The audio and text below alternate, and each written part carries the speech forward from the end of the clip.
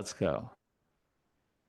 WV Uncommonplace. This podcast is a variety podcast that houses numerous series to cover mental health, empowerment, podcast framework, and various intimate theories to get to know the hosts.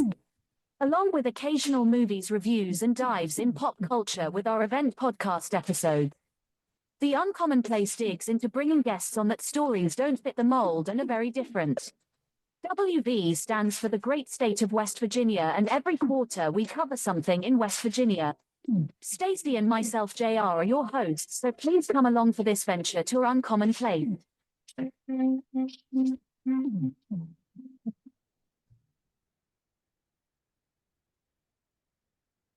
Good morning, good afternoon, good night, to the video listeners, or video people that watch that, and for the audio people, how are you doing? I am back today, and I have an amazing guest with me today. I have a doctor with me, that has a story, and with a story, this person, that's coming on has a unique story to tell. And with a unique story, everybody knows that there's some type of twist. There's an angle of something that's not part of conformity. Conformity is a hard thing, for people to break away from, people's linear ways of thinking and stuff like that. In this show, we like to test the narrative. And when I say test the narrative, I say this in this light. It's not necessarily testing. It's like this. You need to know a different perspective. You need to see the lenses of someone else. You need to be able to not have empathy, not embrace, but be a part of something different. And today I have with me Dr. Lane Igoudin, and he is here to tell us his story. So the nostalgic question we ask on this show is, who is Lane? So Lane, please tell us who you are, and then he's going to do something special on the show that we've never had done before, and he's going to tell you about that at the very end after he gives you his bio real fast. Right. Well, thank you for having me on your show, JR. Um, I am a writer. I'm also a professor. I teach English and linguistics. And most importantly, I am a dad. I'm a father. And that's probably what we're going to talk about today. And when I'm saying a father, it means I'm one father of two. It's my husband and I who adopted two kids from the foster system here in Los Angeles, which is the largest foster care system in the country. And that's probably the subject of our conversation today, right? Yes, it is. And he would like to read for us an excerpt out of his book. And this is the first time that we've had someone actually come on and read an excerpt. And this is what we're doing here. The reason I want him to do this is because this is going to set the tone for some questions that I will be asking him. But this will also give you all a way to have a feel for this book. And one last thing I need you to do, and this is nostalgic to the show. We have this thing called the shameless plug. Could you plug where people can find your book, the name of your book real fast, and any way they can meet and greet you across the internet? Sure. So my book is called A Family Maybe: Two Dads, Two Babies, and the court cases that brought us together. It's published by a regular press. It's published by the Uligan Press at Portland State University, and it's distributed to regular stores. But you can also find it on Amazon, Bookshop, and probably any other place you'd like. Oh, and if you want to get a signed copy, I mean, I'll be happy to sign it for you. You can get it off my website, which is laneigoudin.com, and that's the best place to reach me, laneigoudin.com. So thank you for introducing my book. It came out last year. It came out about a year ago. We had the launch in Portland last February, and then I was touring up and down the West Coast. Didn't make it to West Virginia, but I made it to Mexico City and a few other places. So yeah, this is my first book, and it's the book I never planned to write, and probably we'll talk about it a bit later, because I'm trained as a linguist. I teach English. I teach English as a second language. I teach the full array of linguistic courses. But something happened to us, to my partner and I, that I thought I should really document and write about. And this is what our story is. So I'm going to read the first chapter from my book called. So the book is called The Family Maybe, and the chapter is called Curbside Delivery. It was on a hot, early summer afternoon, just before the breezes would begin blowing inland from the ocean, that Jonathan shot me an irritated sideways glance. Where is she? Didn't she say early in the morning? That was hours ago. What's taking her so long? A 6'3" athlete with the face of the Bridgerton lead, my partner John was lining up daisy patterned onesies and burp cloths by the bassinet in the baby room. I had heard him vacuum this room earlier, and before that, tidying up the crib and the toys in the baby room upstairs. Patience, dear, I sighed. Patience, give her a few more minutes. She should be on her way. Like John, I was trying to control my anxiety by being useful, yet I couldn't help rushing to the window every time I heard a car drive by. Jackie Willis, our designated Los Angeles County social worker, was neither here nor responding to my calls. Did the county change its mind? Did they release the baby to her mother, Jana? We had been living with this uncertainty for months. Jana was due around Memorial Day, but with office closures and Jackie out on medical leave, the baby could have gone to the wrong home. But that Memorial Day, I received a phone call from Babushka, my Russian-speaking grandmother. Mazel tov, she announced. Your Jana gave birth today. Oh, how on earth do you know that? I scoffed at her. We've heard nothing from the county. I just know, she said in her raspy, confident voice. Так что не волнуйся, сам увидишь. Don't worry, you'll see it for yourself. I relayed her announcement to John, and he chuckled at my dear 84-year-old grandma, our closest ally in the family.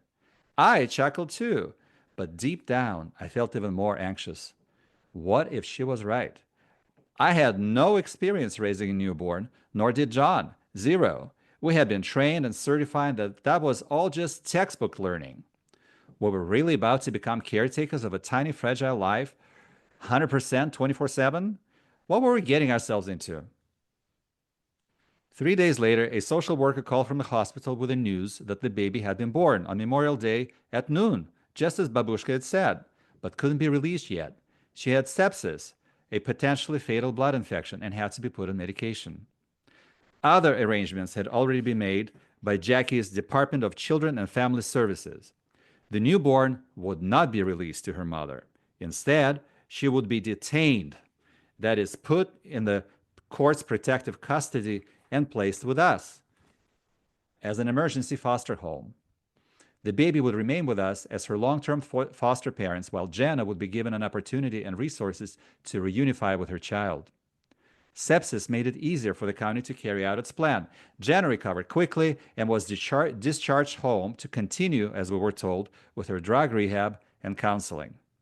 Meanwhile, the baby was improving on antibiotics, while the court, on the county request, formally detained her. But Jana came back to breastfeed, and the nurse leaked the secret. Devastated and desperate, Jana refused to leave, pleading with the staff to let her take her baby home. On June 6th, the phone rang. I'm on my way to the hospital, Jackie yelled over the freeway hum in the background. Jana still there? Oh, yes, still there, camped out, refusing to leave. She knows I'm coming to get the baby. Poor Jana. I couldn't imagine how she would feel or what she would do once Jackie got there. And my chest tightened because it was becoming real for us too. After all these months, really real, our life was going to split into before and after. At 4:30 p.m., a black SUV pulled up to the curb in front of our house. Jackie? John ran out the front door, and I followed him out onto the porch into the blindingly bright afternoon. Jackie didn't hand the baby over, but waited for John to take her out of the car seat inside her vehicle. Liability reasons, I assumed. In John's hands, the baby looked small, like a delicate light brown doll, her face no bigger than John's palm. All she had on was a pink onesie with the word baby embroidered in white across the chest.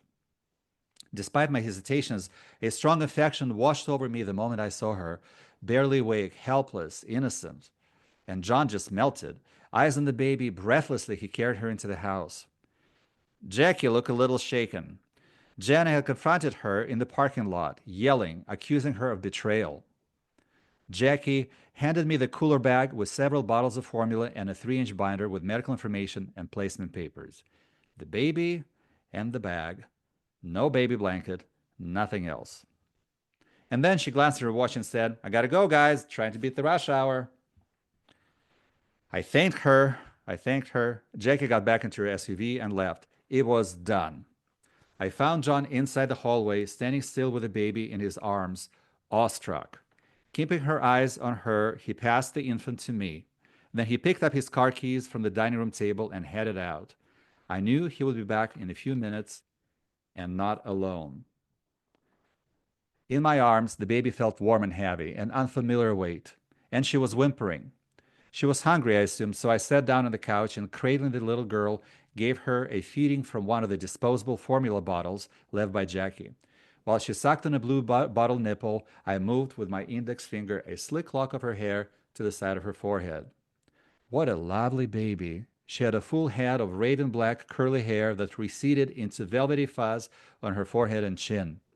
Bumpy rosacea spots dotted her plump cheeks, and her eyes, as dark as John's, had almost no eyelashes, and a scarlet birthmark smudged her left eyelid. Her gaze seemed unexpectedly focused and introspective, as if while looking at me, she was thinking of something else. How long will she be with us? What will the court do with her and her mother? I wondered. I was still feeding the baby when the front door opened, and in walked John with a toddler, holding him by the index finger. Her cheeks rosy after a day of play at her preschool, the baby's older sister, Mariana. Thank you. Wow. That was so vivid. I felt like I was there. I mean, I'm not gonna like it felt like a sitcom, the way you were reading it to me. I could picture it. I could do the production on that. So let me ask you this to start off. So you have a baby, and now you have another baby, and these babies are close succession because they're a toddler and a few weeks They're old. about 2 years apart, Okay. and so my my memoir starts about a third of the way into our journey. And then in the next few chapters, I explain how we ended up not with one, but with two children. By the way, the day was 666, June 6, 2006. Okay. Easy to remember. So, how we ended up getting to this dramatic point that I just described and what's going to happen leading forward, you know? And so, what had happened is that we already had her sister. We had taken in her sister on an emergency foster placement with an intention to adopt. And there are various reasons why this happened. But in the meantime, her birth mother was absent. Then she reappeared, and she reappeared pregnant. And the county asked us if we would also take her newborn when she gives birth. And of course, we said yes, would love to. So this is how on that uh, eventful day, I should say that, memorable day, we ended up with two children, not with one. Whoa. So let me ask you this. Foster adoption. Like, what are like the top 5 or 7 things that you should think about before you even get started down this process and journey? Well, first of all, let me explain what that is. Okay. Foster adoption is the fact that I think in all states now you can foster a child with an intention to adopt. So most foster families they take care of children, they raise children, but they also they get paid for that too. But also it's not your child. You are fostering a child, and when the county, the state finds birth family or some other long-term placement, let's say an adoptive adoptive family, you are willing to part with the child and let them move on and go on their way. With foster adoption, it's pretty much the same process, except you are from the get-go the adoptive family. It's called concurrent planning. The adoptive family, in case the family reunification, right, sending the child back to the birth family doesn't work out, and that's exactly what we were. That's exactly what we were. However, right away, I want you to notice this sort of this double compound in this word, foster adoptive.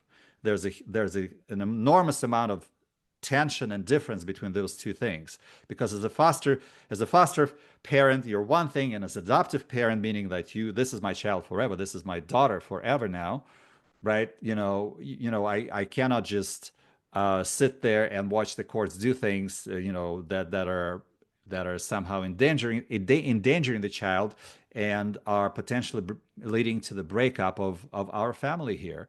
So that dilemma has been there from the very, very beginning. Okay. And would you like me to talk to you about some of the takeaways from Yes, from yes, being a yes. foster adopted parent? Well, I would say I would like to maybe narrow it down to just a few. So Okay. first of all, my first advice is if this is the route that you're interested in, you really need to expect the unexpected. You need to learn about the system and arm yourself with resources. And we went into the system, we got certified and we did all the parent training that was required, all that, but we really didn't understand the system. We didn't really understand what's happening from the legal standpoint. And so when things began to go wrong or strange or weird, this was all new to us. And this was, by the way, the original intention for me to write this book because I wanted to share this experiences to how things can go wrong and what to do when they do. So expect the unexpected. It's going to be an unexpected ride. You can have an easy process from the placement to the adoption signing, or you can end up with a story like ours or worse. Okay, so expect the unexpected. Another thing I would advise is to know your limits in choosing a child and stick to them. Because Jonathan and I spent a kind of a long time figuring out exactly who we could foster and adopt. We wanted to have a sibling set, maybe of two, maybe of three. We want him to be, a certain age. We're open to all races. Jonathan is African American. I'm white. So we were, and that's I described it pretty well in the book. All kinds of things that we went through to get to that point. But we also kind of knew our limits in terms of medical care we could provide, especially considering it was only the two of us. We had no family support, just John and me and John. So kind of just know your limits. Another thing is, as our children got older, is to resist projecting your expectations on your child. So, each of us is a certain individual. We have our history, we have our strengths. But I'm telling you, whether your children are natural born or adoptive, you need to build on their strengths. They're not you, and that's something I kind of learned the hard way, expecting my children to be who I am. But early I began to realize, but no, they are who they are, and let me figure out exactly what they're good at, what their strengths, which way their lives are going, and so that seems to work. And then another thing I would say is that parenting is hard work, 24/7, like the two of us, just the two of us. But respect your needs. You are a person too. You're a person too. So what will it take for you to continue to enjoy your life? Can you calendar in I don't know, a couple of hours of, I don't know, baseball practice or hanging out with friends or going out? So there's some things that you can figure out that are good for you. But also parenting is a very exciting time because you can also sort of be a child again. you know Notice those moments, be with your children. It's not just them playing. Open your eyes to how they play with them. Don't read or text. Just pay attention to them and share with them. Be silly. Have fun with it. So I felt like I've been a child twice, well, two and a half times in my life now. So that's a good thing. And the final thing I would advise, as I mentioned, Jonathan is my partner now, my husband. We've been together 27 years. Do not take your loved ones for granted. Respect your partner. Um, Take care of them, because ultimately, the nucleus of your family is you and them. It's you and your partner. This is where it starts, and this is where it should be. You know, by the time the story is over. So remember to pay attention to them. Remember to love them. So that's probably one of the biggest takeaways from my experience. And I could tell, by your reactions that this had to be emotionally taxing on you and your husband, because the thing with dealing with foster care, I was never in it, but I had my aunts and uncles were foster parents, and they didn't adopt. They went through like a 4-year process until they were able to adopt. And these were older children. I'm talking about, like, I was like Hmm. 13, and those kids were like in the high school age like I was. It took till their senior year that they were adopted, and by the time they were adopted, they were adults. Literally a few months later. But it was the whole process of the family, of having a nucleus, having a structure to it, not a conformity structure, but a structure that made sense. Two parent household, not projecting, like you said, because the one thing that I will say, it doesn't matter how you get into parenting, living vicariously through your kids is a bad thing. And, you want them to do things. And I thank you for pointing that out for me real quick, Lane, because the thing about that is that so many people project, like you said, onto their kids. They want to Yes. do this, they want to do that. And you tarnish the early years and the formative years with your children by doing that. So thank you there. Now, Mhm. one thing I Can I do, give you an example of that? A yeah, quick example. go ahead. So our older daughter, um, I'm not an athlete. I mean, I don't have a single athletic bone in my body. I love yoga, but I can't, I don't do sports. So I couldn't never relate to somebody who is an athlete. Our older daughter, I noticed when she was like 2.5, maybe, she would lift the baby bath after we gave, bath to her younger daughter, I mean, younger sister, and lift it with one arm and pour the water out of it. I began to notice she has this amazing upper body strength. And like as she was getting a bit older, I'm like, well, and plus she's very competitive, she's very sort of determined, assertive. I'm like, it looks like she might be interested in sports. So I thought about like what kind of sport would be good for somebody with a lot of for a girl with a lot of upper body strength. And we ended up actually gravitating, and she ended up playing water polo for 7 years. And it was Ooh, such a great, and I think such a formative experience for her, for her, structure, health, body image. But it's like, if somebody told me, 5 years earlier that, oh, you'll have a child who plays water polo. I'm like, me? Really? Moi? But but there she was. There she was, So it's something like, if you really keep an eye on, well, what are they good at? What are they good at, really?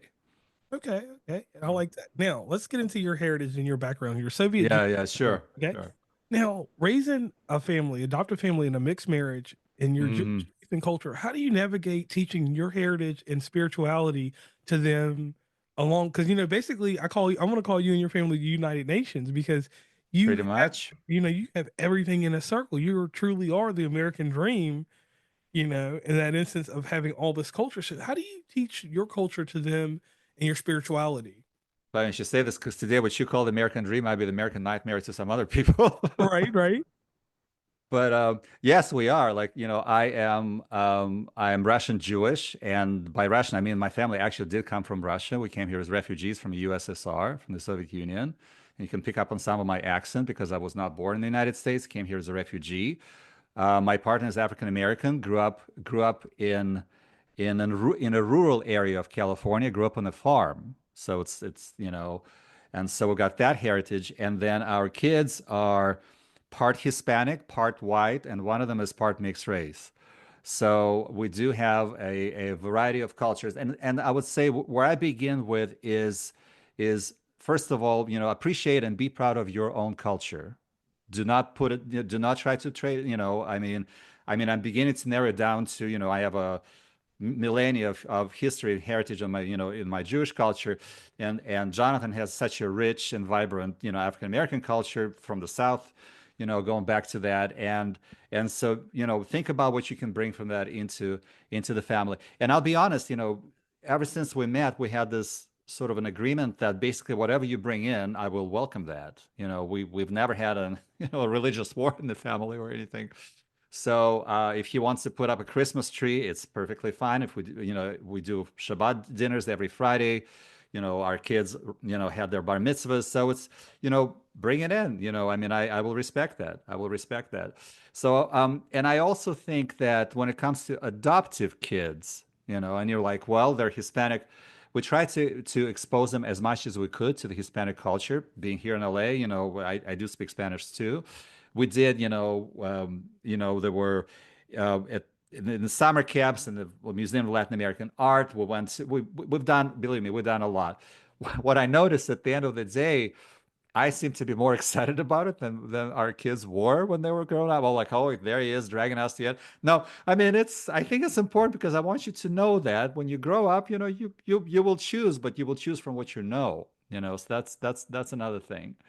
Um, so yes, we did. But I think there's just one more thing I want to tell you about the culture part, Okay. is that for an adoptive child whose biological roots have been cut, and let's just be clear about that. There is ours is a close adoption. There is no connection to the biological family, to the birth family. you know, I think it's particularly important for them to feel welcome and accepted into the culture of their parents. I usually use a metaphor of being grafted onto a tree and then blossoming. I think that's Okay. kind of what I feel happened. They've been grafted onto the African American tree through my husband and his family. We see his family a lot. They've been grafted onto the Jewish tree through me and through things that I exposed them to, and they feel comfortable with that. So I think it's important. It's important for a child whose roots have been cut to allow them to grow new roots, and those new roots would be you. And I like that. I really appreciate that. Now, you and your husband are on the forefront of something with your book here. Hmm. First generation of out gay families. And Yes. with this, and speaking about the whole LGBTQ community, um, I want to say thank you for letting everyone see this perspective, because that's something that we like on this podcast. We like to see through another lens, Hmm. a different perspective, because we all hold hands in the world, but sometimes we hold hands in public and then privately we don't get to see this type of thing. And thank you for giving this perspective. So, how do you see the landscape of these families evolving today after your book has been published? Well, as you said, JR, we were part of the first generation of out gay parents. So we bridged the time when basically prior to, I would say, roughly late 1990s, even in liberal states like California, where we live, if there was a child in a gay household, single or coupled, it would have been a child from a previous marriage or from a relationship with a woman. Okay. It was only I would say, largely in the mid to late 1990s when some states began to open their foster care system to gay men and gay couples. And so, but they did it kind of like a little bit I'll use the term on the down low. Okay. They weren't really kind of like out there like they do now with banners, okay? It was kind of like, well, you can apply and they will accept you, that kind of thing. So what happened is we were kind of like in the shadows under the radar.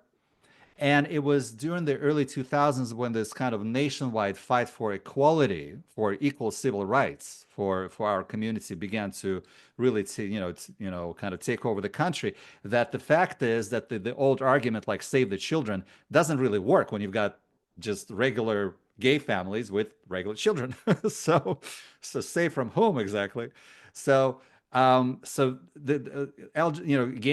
families in LGBTQ households began to be sort of part of the narrative and became sort of came into the public eye more so than before. And we were very much part of that struggle. We were very active at the time. We marched in the parades. We organized. We did this, and we even testified at the judiciary for the Judiciary Committee of the Senate on so that they would overturn the Defense of Marriage Act. Testifying by showing how discriminated we are as a couple, unrecognized, not recognized by the federal government, but the couple that is raising two kids.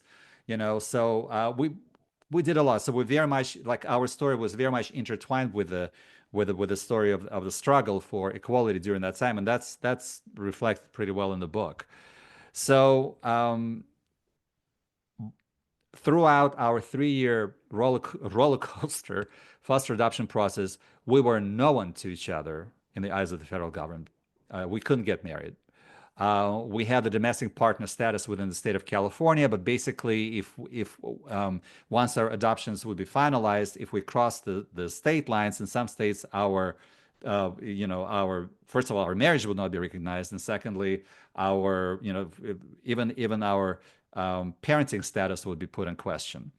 So in 2008, just as we were finalizing our second adoption, we were finally able to get married. But then same-sex marriage was put on hold because of the proposition that passed in the states. So couples like ours, which was 18,000 couples in California, our marriages were allowed to stay as valid within the state, but no new marriages were conducted in California between 2008 and I think it was 2015 or 2016 when the Oh, Supreme Court finally struck down all the prohibitions in same-sex marriage. So our marriage was valid, but then we ended up in this kind of a kind of a no man's land where basically we had to file double sets of taxes, as a married couple for the state of California, as two single individuals for the federal government. It was really weird and crazy in terms of what was happening.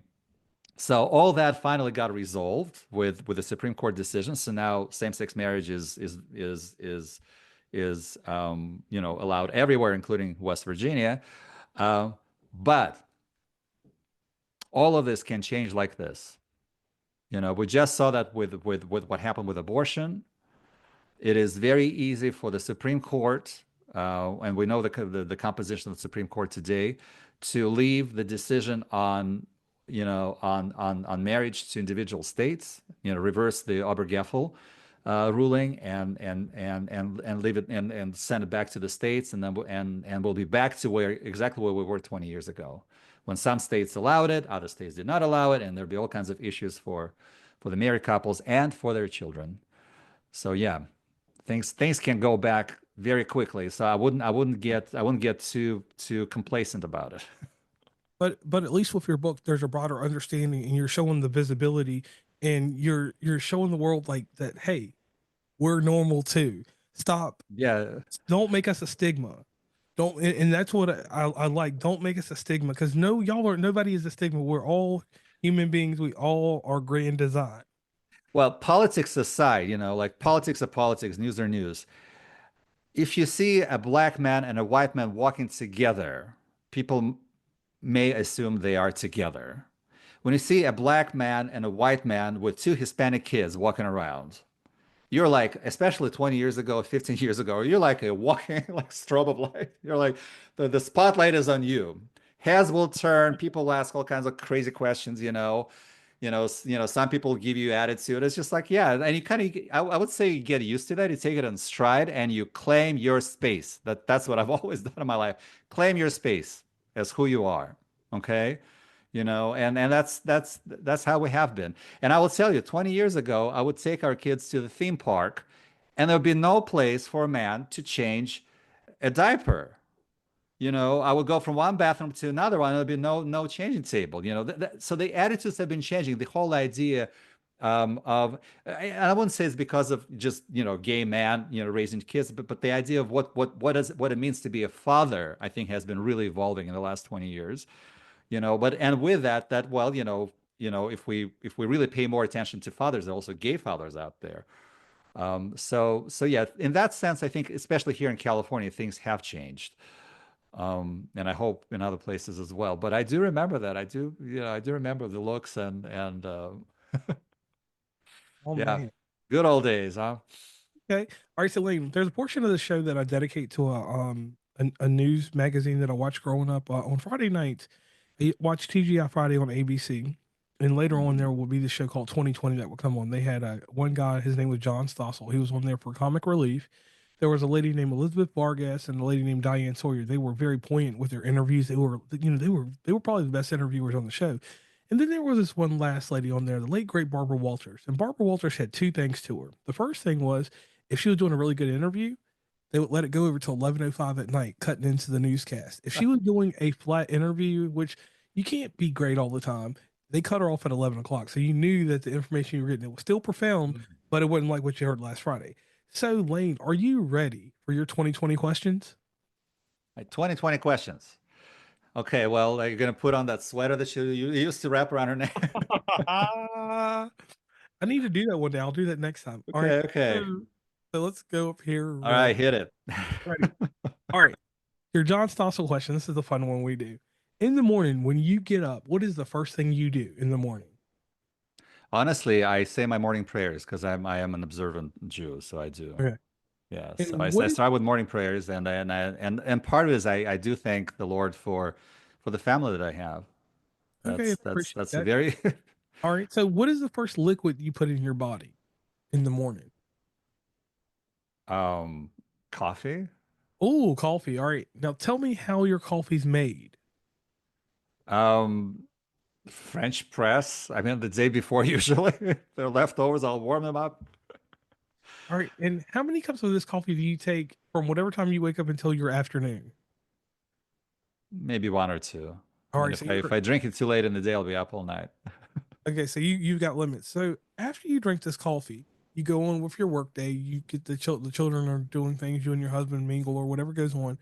What is the first portion of pollution that you put in your body after everything's done for the day? What's Pollution, Yeah, pollution. I'll give you an example. So for me, right, I'm 39 years old. So I Hmm. have classic TV shows that I like, and I get an hour long lunch break. And I know this is bad, but we always turn on the news or turn on this or that, and people get on the social medias and scroll. Well, I'll get on Hulu or one of my streaming services, and I'll watch one of these older shows. Like a 30-minute show was a show I used to watch called Mama's Family. From Hmm. the 80s. I'll watch. It's got Vicki Lawrence on it. I watch that comedy because it's a comedy from my childhood, and I watched it with a deceased. My grandma's deceased now. I used to watch it with her, so it gives me a little comfort and puts a smile on my face.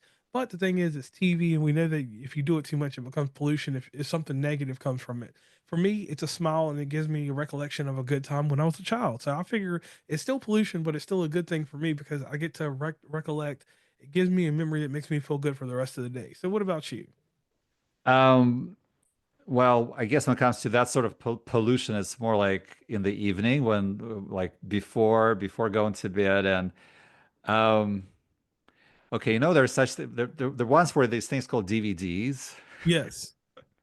We have the complete set, which is 7 seasons of Golden Girls and DVDs, Oh, okay. So you watch B? which I got them off of Amazon, and I don't know if they pirated or what because I've never seen them for sale anywhere. But yes, seven seasons. So sometimes I watch it. You know what's interesting? Our younger daughter has this incredible appreciation of camp. I don't know if it's just her growing up in a gay household or just her being her, but she loved watching Golden Girls with us. So to this day, kind of there's this family thing about like sitting down and watching. And I'm like, at some point, when she was, I think maybe like, I don't know, 11, 12, I kind of felt like a lot of the jokes were inappropriate, even though they were national TV. Right. But she turned out all right. But yeah, I would say, well, if that's a kind of a, yeah. And I've seen it so many times, I can probably recite lines after lines. All right. So who's your character off of Golden Girls? Is it Blanche? I think I'm Sophia. I'm sorry. I'm just, Oh, probably that immigrant past. I'm definitely Sophia. okay. I like that. Now notice what was fun about that question was when she went into Golden Girls, Mm. you had a smile some parts of this conversation, but that was a different smile right there. So that's your John Stossel moment for yourself right there. You smiled different, like you were happy because what people, like I said, call pollution, that it's an honest, innocent joy. Guilty pleasure Yeah, is what guilty it pleasure is. that keeps you connected with someone, and you see like your daughter. So thank you for that one. Now let's get into Yes. your Elizabeth Vargas question. Ooh, are you ready? Okay. All right, writing a memoir can be a daunting process, especially when it involves social issues and living characters. What challenges did you face when writing a family maybe, and how did you overcome them? Um, well, there are a few challenges, of course, writing a memoir. One challenge is that I didn't really begin to write it until 4 years after we finalized our adoptions.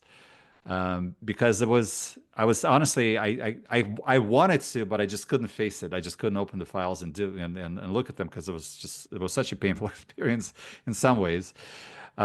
So by the time I started to write, and then it would take me another 8 years to finish, I was also transforming as a person. I was not the Lane who lived through the events. I was a different person. So the distance is continuing to sort of to increase to this day. At this point, the book was published last year, and I'm already sort of like veering into some new directions, but the book remains as it is. So it's kind of like taking on its own life, just like myself as a writer, I took on a different sort of a persona than the person who experienced the event. So this was one challenge. Like, how do I bridge that? Because maybe in some ways I didn't think the same. I knew so much more. I have experienced so much more.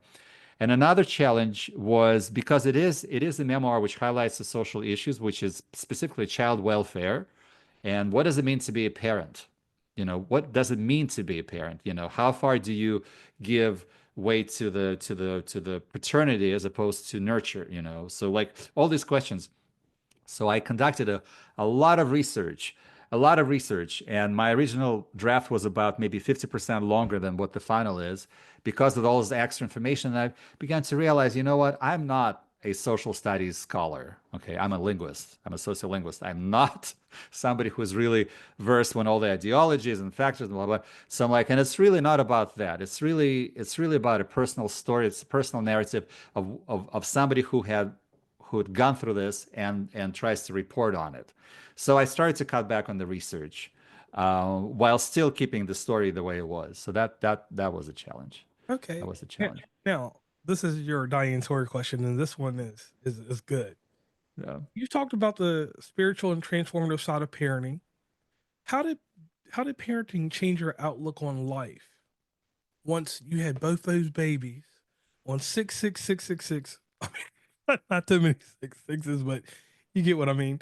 The day after, what happened on 6/7? What was the outlook on 6/7? How did your parenting change went from one baby to two babies?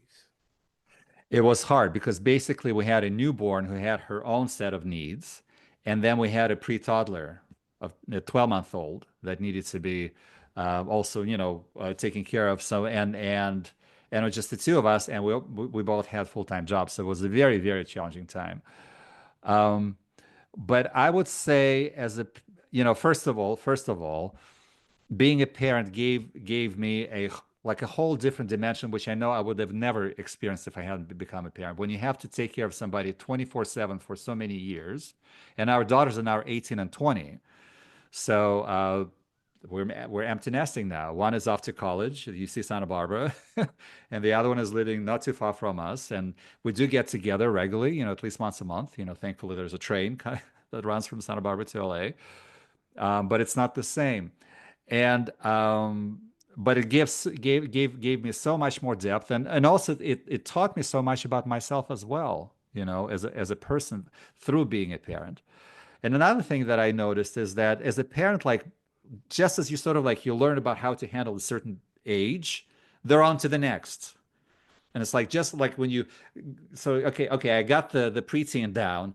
Now there are two teenage girls. Okay, deal with that for the next 2 years. Okay, and now okay, well, okay, I know what to do, how to do this. Oh no, now they're young women, and now we're talking about boyfriends and boyfriends' families and so things like that. So it's like one, it's a journey that never ends. And so now I'm learning how to deal with adult kids. How to parent an adult child in an effective way. So yeah, that's also a journey. Okay, now you talked about a journey, so now we're going to go into your Barbara Walters questions. Are you ready for? Okay. And these are ones that are going to make you more personable for the audience. Audience, please Yeah. get your listening ears on. Get your eyes open for the video people. Looking back on your journey, what is the most surprising lesson you learned about family and fatherhood? I think that being parents actually brought Jonathan and me even closer together. Because we work like two hands, if one of them drops and the other one picks up, right? It takes something that is very bonding, I would say, to really to solidify a relationship. And I think that was it, because we had to take care of two very fragile little children from the very beginning who became our kids. And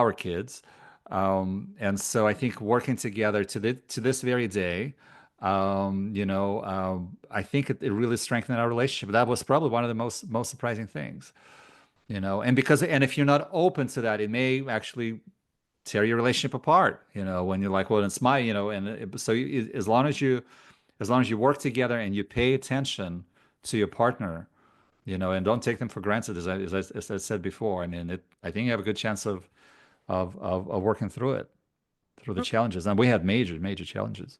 I like that. A family maybe. That's your book. Yes. That's your signature. That's your pamphlet that you've put out for the world. You've put it out for prospective parents, adoptive parents, LGBTQ individuals, or anyone facing societal challenges in the world, because it can be a document that can be used that way. It's a personal story. It's a human interest story. Right. Human interest. Yeah. So when the finished product was in your hands, what was the emotion that you felt? Oh, I pre-ordered 100 copies of my book, and when they delivered the boxes, and it was like three huge boxes with books. Um, Jonathan actually taped me opening them, and I don't know, maybe just the way I am. I always sort of expect the worst. But I open them and they look like, oh my gosh, they look beautiful. Those books look really, really beautiful and they feel great. And like, oh my God, this is real. It's like the baby on 666, this is real, really real. This is really real. So it happened. I feel that I I've done my job at documenting a very singular experience and preserving it in some ways. I didn't plan to write this book. Didn't think about it. We went into the process, to adopt kids, and we thought things will work out well, and we'll live for happily ever after. Instead, things started to go astray, and so I began to note and document. And so, but when it's all said and done, this is our sort of condensed life experience. I'm hoping to continue. I mean, I have another project that I'm starting, which is also memoiristic. I'm sort of mining that. I'm continuing to explore some interesting stories in my life as well.